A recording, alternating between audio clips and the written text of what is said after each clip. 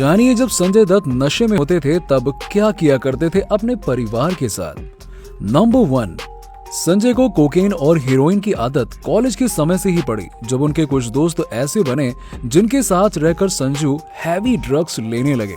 संजय ने एक इंटरव्यू में बताया कि उन्हें अपने ऊपर कोई कॉन्फिडेंस नहीं होता था और वो लड़कियों से बात तक नहीं कर पाते थे।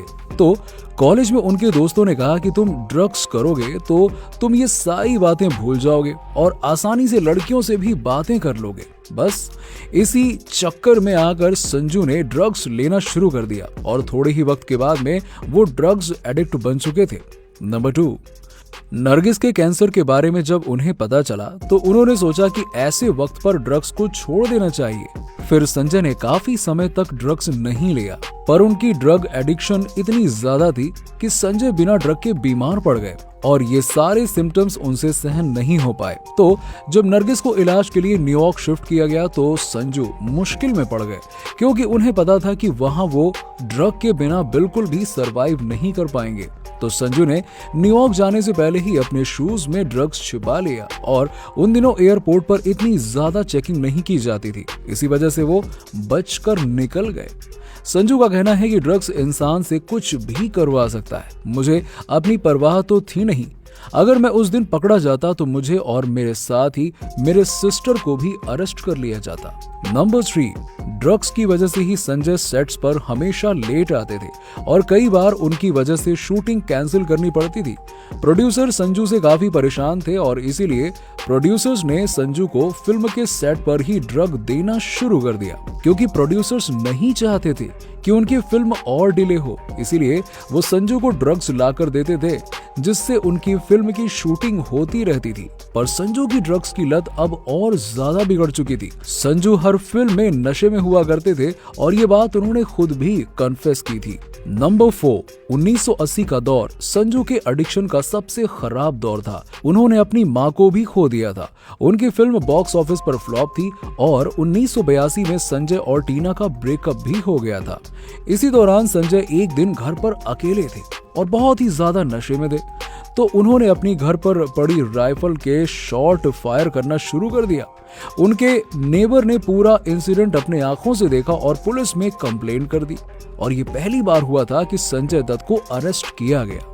पर अगले ही दिन उन्हें बेल मिल गई और उस वक्त संजय ने अपने डिफेंस में ये कहा कि उनसे गलती से शॉट्स फायर हो गए।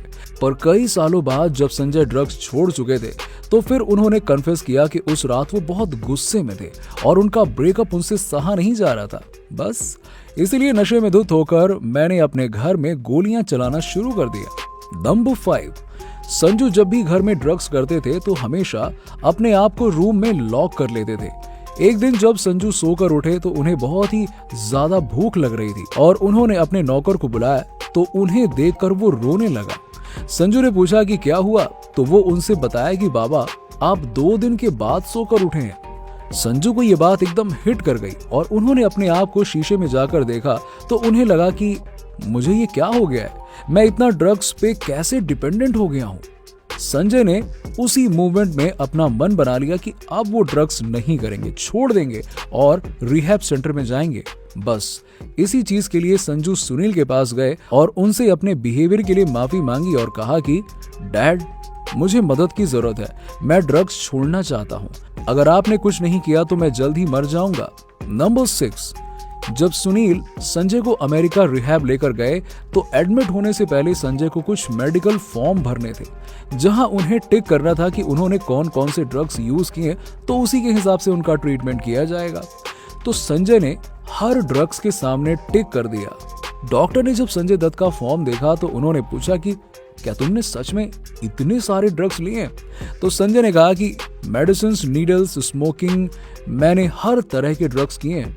डॉक्टर ये सुनकर हैरान रह गए और उन्होंने सुनील को बताया कि इतने तरह के ड्रग्स करने के बाद भी किसी का बचना मुश्किल होता है। ये आपके हैवी इंडियन फूड्स के बदौलत है कि इतने सारे ड्रग्स करने के बाद भी संजय आज जिंदा है। दोस्तों, आपको ये वीडियो कैसी लगी हमें नीचे कमेंट सेक्शन में कमेंट करके जरूर बताइएगा।